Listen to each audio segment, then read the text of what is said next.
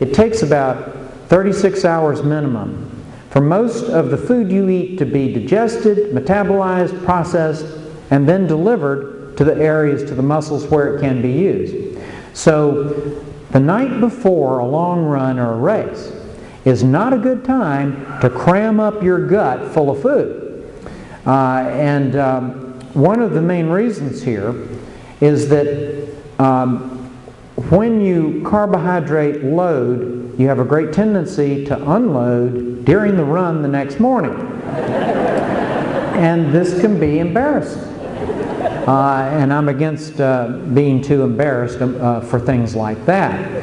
I'm also against puking, just so you'll know where I stand on these things. So anyway, you're going to gain control over indigestive issues if the day before long runs you practice a regimen that involves eating smaller meals regularly throughout the day so that you're getting energy, but you're not overloading your system, particularly with solid foods. Avoid foods that could irritate your gut, foods that have too much roughage in them, fried foods, or anything that is of particularly an irritant to your gut itself. And over a training period, which you have in front of you until the Missoula Marathon, you have plenty of time to fine-tune this eating plan so that you will know what you're going to find that works before the big day, before the big half or the big full.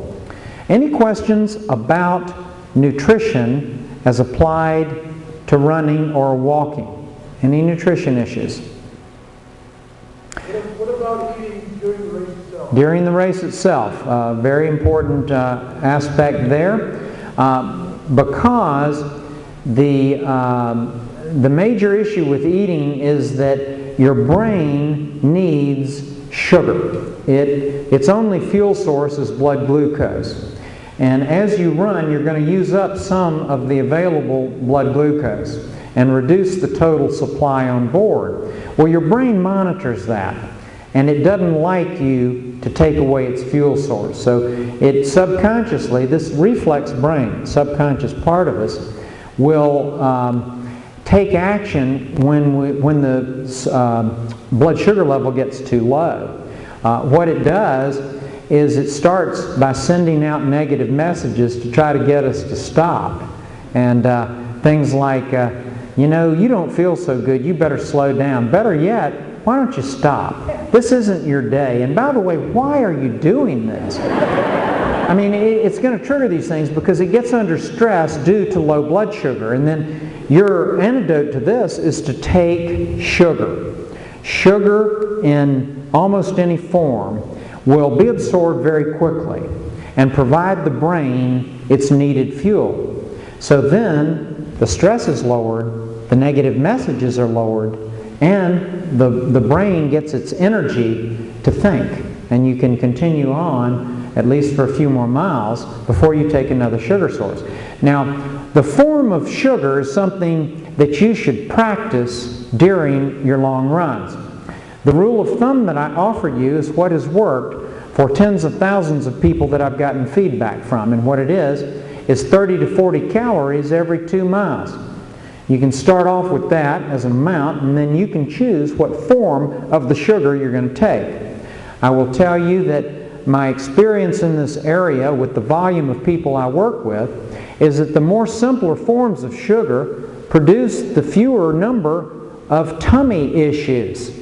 So I'm saying that sugar cubes, gummy bears, and hard candies are much easier to digest and cause far fewer digestive problems than the sports drinks, the goos, the gels, or some of the more complex forms of sugar ingestion.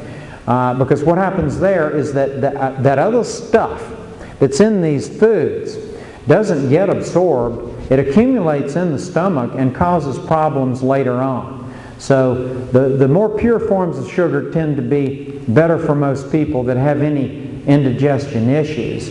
I do recommend water instead of sports drinks because there is a high amount of nausea among those that drink any form of sports drinks.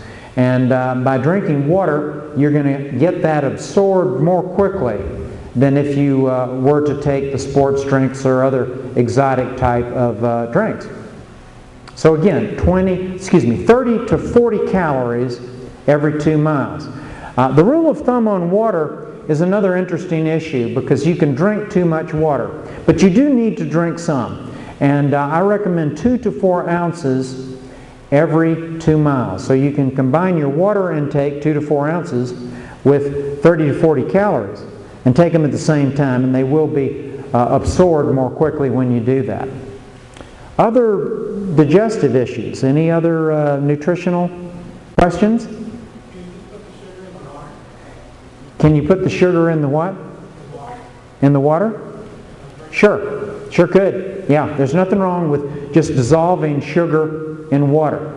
The problem with other substances is that the electrolytes are just harder to digest, and they cannot be digested, assimilated, and then brought down to the muscles for use during a long run. It takes 36 to 48 hours for that to happen, and I certainly hope none of your long runs are 36 to 48 hours. Other nutritional questions? Is carbo loading a myth at any time, or do you just not want to do it the night before?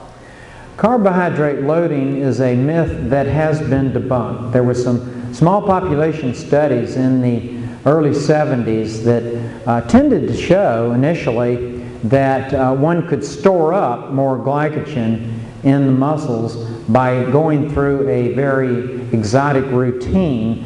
Later research showed that most people who did this actually lowered their glycogen stores and made them more prone to blood sugar crash, and so it is not recommended.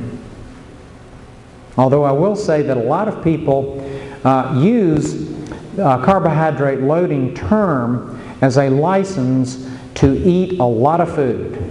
These are eaters with a running problem.